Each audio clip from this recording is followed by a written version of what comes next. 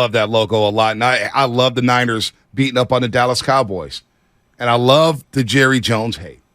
The Jerry Jones hate goes deep for me. It's a deep one. And Why is that? because this guy thinks he invented the NFL.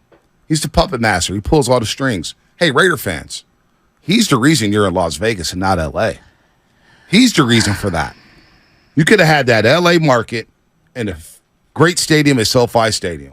He didn't want Stan Kroenke splitting that fan base with the Rams, and he wanted to have a trip to Vegas every year. Yeah. I mean, it's really essentially what happened. Right. That's how it went down. That's how it went down. And now you have no true home field advantage because of Jerry Jones. No. He took that away from you, Raider fans.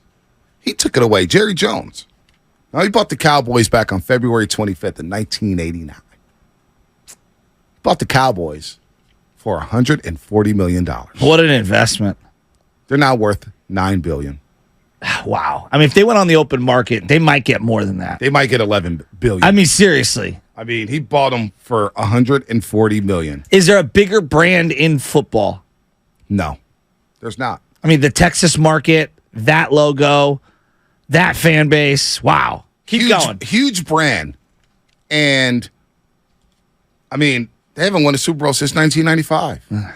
And they keep on getting bigger and bigger and bigger and bigger. The starter coats, the hats, the jerseys. They hype up their players. They hype up their quarterbacks. The white jerseys at home. The Dallas Cowboy cheerleaders, which, you know what? I'm not going to lie to you.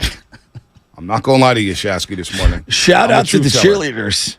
The performance they put on before that wild card game, I said, I see why the Cowboy cheerleaders are held in high regard. Were they system cheerleaders, or did they supersede the cheerleading system that they had down in Dallas? Whatever they did, the system was, they mastered the system. All right, let's just say that. My brother, you are not Bernie Mac. I don't even know what we're doing. I mean, they put on a show. Your lower extremity. No, yes. The Cowgirls or the Laker girls? The Raiderettes, too. Don't forget about them. Yuck and Numbskull. I'm a Raider, Oakland Raider. From the Bay to L.A. to Las Vegas. Well, it is a great song. It's an amazing song. But Jerry Jones just gets on my nerves. Like, he talks about weight loss and appearances. This is way back in, the late 90s. Oh. He's talking about weight loss. Listen to this fraud. Well, it was done deliberately, and I wanted to lose some weight. At last training camp, I looked at my pictures and looked at the way I was feeling and said, hey, I needed to get some of this weight off, and went about that and didn't have a drink for a year, and basically watched my intake and lost 55 pounds. So thank you, Jim. 55 pounds. Was that tough to lose? Toughest thing I've ever done, and I've done some tough things, but I thought that you could just do, let's say, stop drinking, and it would just come off. But that didn't happen for me, but it's something that I'm real proud of, and it feels good, and there's nothing wrong. It's good to know that he didn't drink for a year, because we know he's been drinking now. Yeah, Johnny Walker Blue is literally injected into his veins the way saline was injected into my veins when I fainted of COVID at Target. There you go. And we saw some of the photos, some of the nights he's had, some of the boat rides, some of the yacht rides. It's so funny how photos like that just get swept under the rug. Right. Just hanging out with 20-somethings. Yeah, it's fine. It's all good. There was no alcohol involved, I'm sure. Do you think if that happened white today, stuff. would he get canceled? That just happened 4 years ago. Yeah, that's true. Jerry Jones got a slap on the wrist. Well, he is Jerrah. You know? He is, to that era, what Eddie D was to his era, correct? Not currently. Right. I'm just saying when he first came in. When he first came in. Swashbuckler, right. Trendsetter, upset the apple cart. Everybody hates him. Instant winner, right? All that stuff. And just listen to him with the weight loss. I lost 55 pounds. Well, he's gained it all back. So if you're asking if he's on SOTAweightloss.com, no, he's not. Not even close. You know what's funny? I'm looking at it right now. The Dallas Cowboys are actually partnered with SodaWeightLoss.com. No, they are not. I swear to God, I'm on their website right now. They are actually. Yes. Well, how come Zeke never got on it? Well, maybe they partnered after. See, look at this. 510 Comcast Business Text Line. No doubt, Bonte, Raider fan here, they can't stand Jerry Jones. Will someone please tell Jerry he died years ago? Oh, weekend at Bernie's looking ass. That's for the 510. I mean, when we think of ownership, destroying its own dynasty from within, we think of Jerry Jones and the clash of egos with Jimmy Johnson. Do we not? Absolutely. And we have that sound coming up here. Let's go to RJ in Fairfield. RJ in Fairfield, what's happening?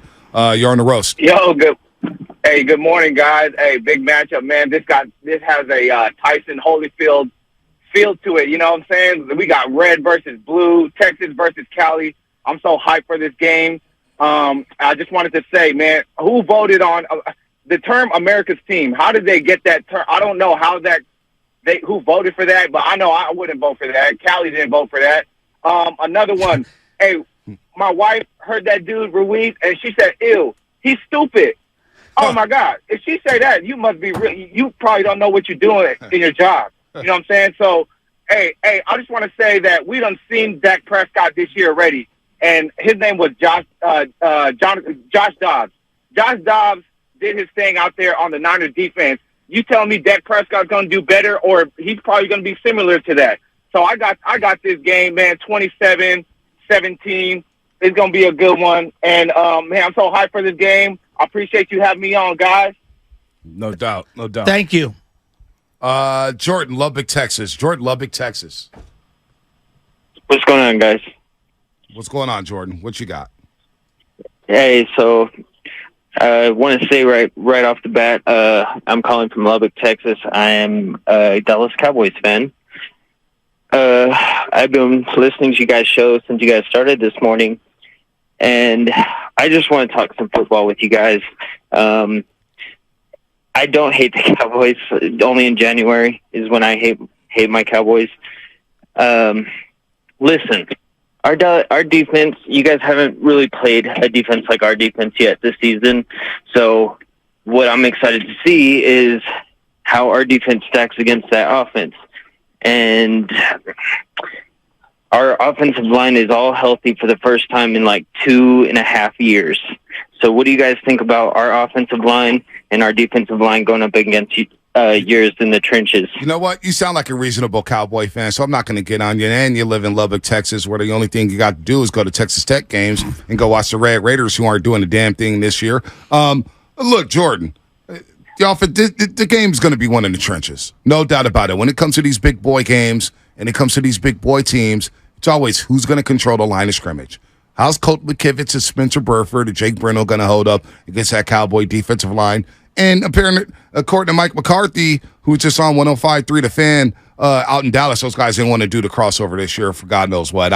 Whatever. They didn't want to do any radio with us this week, so that's fine. Apparently, their offensive line is going to be healthy this week. So can the Niners apply that pressure on Dak Prescott, who is getting the ball out a lot faster this season? That's always the key when it comes to these big boy football games. Who's going to control the trenches? Last week, Buffalo, Miami. Shasky, Buffalo controlled the trenches. They end up winning that game going away. It's funny how we always say that. And people aren't wrong. Control the trenches. The Niners are dominant on the edges, though, on the perimeter. Like, you look at Ayuk and Debo and George Kittle and Christian McCaffrey, like they on offense, I'm talking about offense. And I think that's where the biggest mismatch is in this game. To me, the Dallas Cowboys secondary versus the 49er perimeter players. And then I look at what Dallas can do offensively.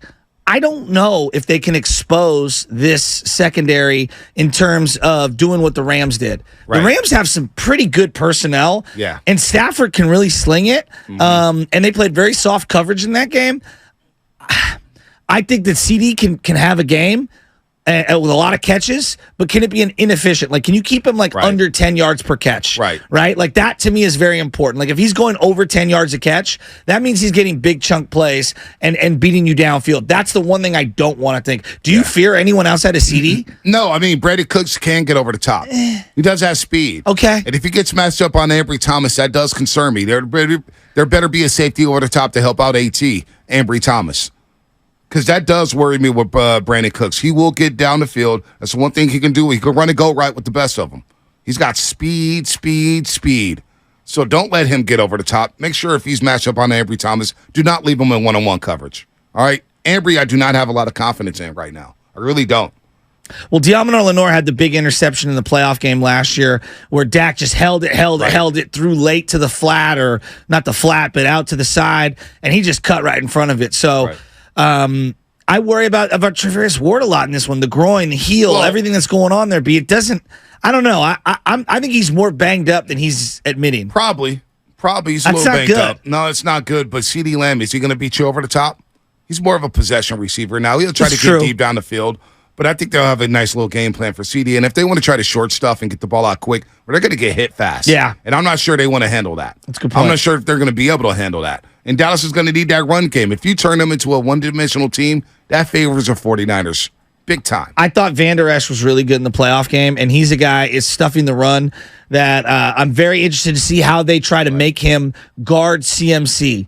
Like that, to me, I would try to get CMC out in the flat, on that stuff going over the middle and make him chase him downfield. Dallas is middle of the pack when it comes to run defense. They're giving up 112 yards on the ground per game, 112 yards on the ground per game. The Niners in that top three. It's Detroit giving up 61 yards a game. Philadelphia giving up 63 yards a game. Then you have the 49ers giving up 66 yards a game. So make sure you stuff that Dallas run game. See if you could get some yards on that Dallas defense. They're giving up 112 per game here. Let's go to David up in Santa Rosa. David, what's up, man? Why do you hate the Cowboys?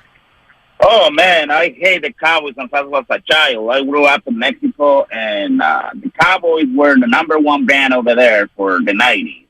And I'm so glad that the 49ers are taking down that fandom in Mexico. I mean, you guys just saw it last year on the Azteca Stadium. I mean, they're totally rocking over there. And I hate him since I was a kid. I hate him so much because most of my friends used to be Cowboys fans, and they gave me so much crap when they beat us on those championship games. But I finally got my revenge in '94, and I'm so glad I'm still a 49er fan. There it is, David in Santa Rosa. Robin, what's up, Sugar? Shameless shout-outs coming in 6 minutes. Shameless shout-outs. Robin, what's happening? Hey, Sugars, thank you for taking my call because it's the second time this week. But I wanted to tell you guys, because I'm old enough, the reason why I don't like the Dallas Cowboys, I want you to understand that I grew up here and I also grew up in Ohio. I'm a bit of a rebellious person. No kidding, huh? And so I started watching football, probably, when Jim Plunkett was playing. But here's the deal. So I don't like the Dallas Cowboys because they represent the status quo. Okay, they're all perfect team. Tom Landry in his hat, and the shotgun. I hated that, and they just represent, America's apple pie. And I'm kind of rebellious against this. Maybe that's why when I was younger, I used to like the Raiders because they were the opposite of that. And that is why I don't like the Dallas Cowboys, okay? Since then, it has morphed into more than that, but it still has that basic foundation. You understand? So that's why I don't like them. And then the second thing I just want to say, because you got to go, I want to get on my boy Shasky with all love. Don't ever ask the question if Beyonce is on the same level as Taylor Swift. I don't care if she's made more money. Beyonce is the trailblazer. Peace out, baby.